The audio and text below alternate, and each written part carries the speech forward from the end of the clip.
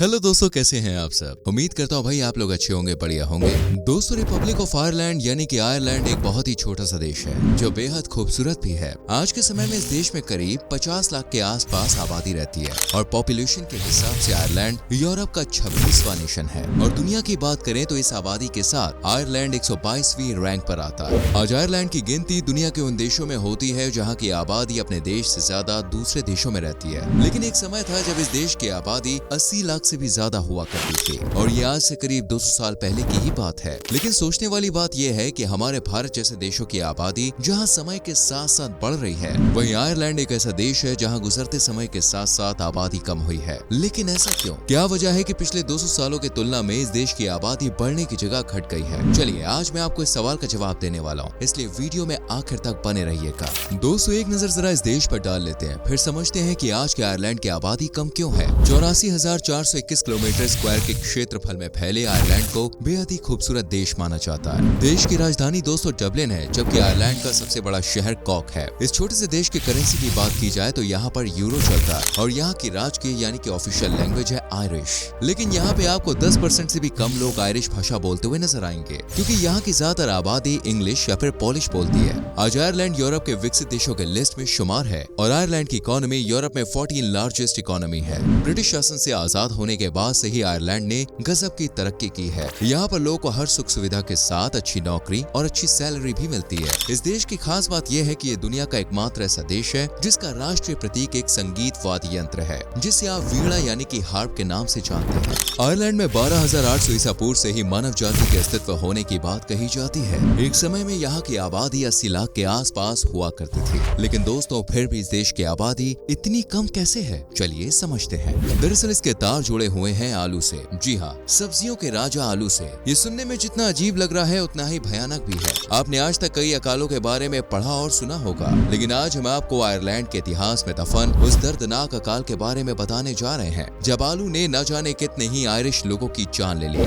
दरअसल आज से करीब 178 साल पहले आयरलैंड में आलू का अकाल पड़ा था। दोस्तों, बिल्कुल सही सुना आपने, आलू का अकाल, जिसका बोझ कहीं न कहीं आज तक आयरलैंड झेल रहा है। इस अकाल को इतिहास के पन्नों में आलू के महान अकाल के नाम से दर्ज किया गया है, क्योंकि ये अकाल दुनिया में पड़े सभी अकालों से कई गुना ज्यादा दर्दनाक और भयानक था। ये बात है साल 1845 से 1849 के बीच की, जब आयरलैंड में आलू की फसल पूरी तरह से बर्बाद हो चुकी थी। यहाँ की लगभग 40% आबादी अपनी भूख आलू से ही मिटाती थी। ऐसे समझ लीजिए कि उनके पास आलू के अलावा और कुछ था ही नहीं। इसलिए जब आलू का अकाल पड़ा तो आयरलैंड में हाहाकार मच गया और इस अकाल ने लाखों लोगों को काल के गले में हमेशा हमेशा के लिए सुला दिया। रिपोर्ट्स बताती है कि उस वक्त आलू की फसल में लेट ब्लाइट यानी कि पछेती झुलसा नाम की बीमारी लग गई थी। इस बीमारी का असर ये हुआ कि आलू के पत्ते और जड़ें दोनों ही सड़ गए। यूं तो उस समय लगभग पूरे यूरोप में इस बीमारी का प्रकोप छाया हुआ था, लेकिन सबसे ज्यादा जो परेशान था वो आयरलैंड था। यह अकाल आयरलैंड के इतिहास में एक ज़लज़ले की तरह दर्ज हुआ, जिसने वहाँ की राजनीति और आर्थिक दृष्टि को पूरी तरह से बदल के रख दिया। दरअसल दोस्तों, उस समय आयरलैंड ग्रेट ब्रिटेन और यूनाइटेड किंगडम का हिस्सा था।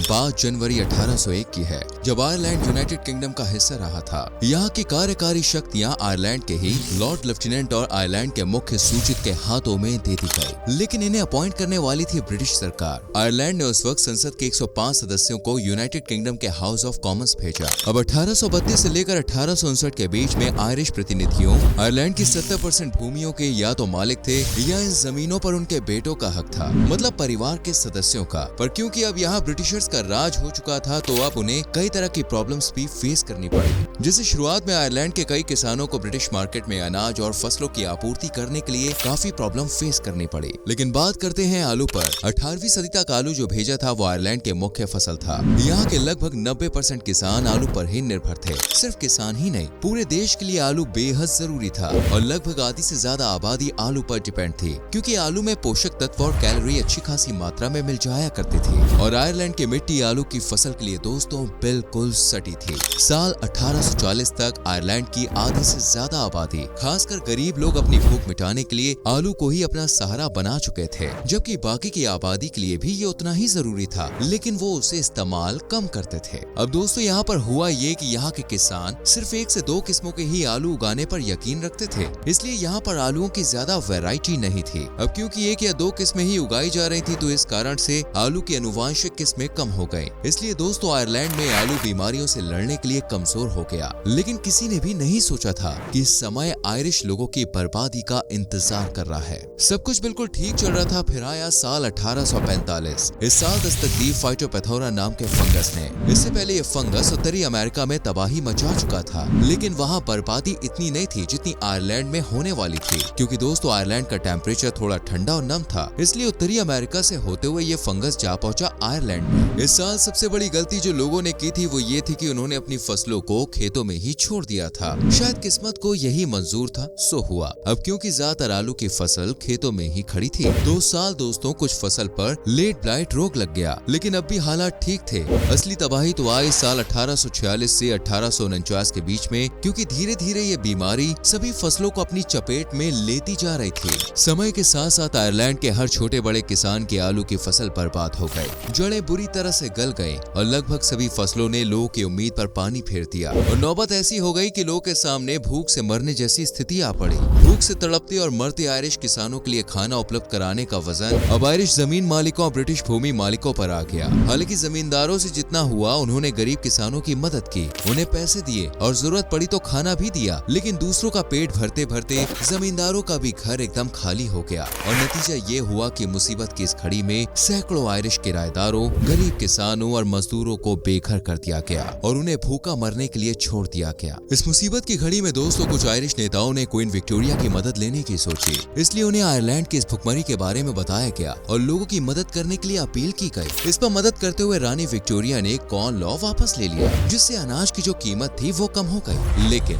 लोगों की कोई मदद ना हुई। और इसके बाद देखने को मिला ब्रिटिशर्स का क्रूर रवैया। ब्रिटिश गवर्नमेंट ने गरीब कानून यानी कि पुअर लॉ जो पास किया, उसकी शर्तों के मुताबिक जो लोग शरीर से ठीक ठाक थे उन्हें अकाल में खाना खिलाने की जगह, मदद करने की जगह कारखानों में काम करने के लिए भेज दिया गया। ऐसा नहीं है कि ब्रिटिशर्स मदद नहीं कर रहे थे, वो कर रहे थे, लेकिन सिर्फ इतनी ही मदद कर रहे थे कि कुछ एक लोगों को कर्ज देने का काम कर रहे थे। इसके अलावा दोस्तों कुछ भी नहीं। इसके अलावा ब्रिटिश सरकार ने सड़क बनाने जैसे दूसरे कामों के लिए लोगों को रोजगार दिया। कुल मिलाकर ब्रिटिश सरकार ने लोगों की मदद करने से ज्यादा उनका शोषण किया, उनकी मजबूरी का फायदा उठाकर उनसे काम करवाया और ज्यादा मजदूरी के कम पैसे दिए। इस मुश्किल घड़ी में ब्रिटिशर्स ने आयरलैंड के लोगों को कॉर्न का इंपोर्ट करके उसका सूप उपलब्ध कराया। ये सूप दोस्तों लोगों को पसंद नहीं आया, लेकिन मजबूरी में उन्होंने ये पिया, पर इसमें पोषक तत्वों की कमी होने की वजह से वो कमजोर होते गए और लोगों में तरह तरह की बीमारियों ने जन्म ले लिया। सिर्फ यही नहीं, ब्रिटिशर्स का सबसे क्रूर रवैया तो ये था कि आयरलैंड में लोग भुखमरी से मर रहे थे, लेकिन इसके बाद भी सरकार यहाँ से अनाज, पशुधन और मक्खन जैसी चीजें मंगवाती रही। रिपोर्ट्स बताती है कि साल 1847 में आयरलैंड से बड़ी संख्या में मटर, बीन्स, खरगोश, मछली और शहद जैसी चीजें एक्सपोर्ट कर ब्रिटेन भेजी गई।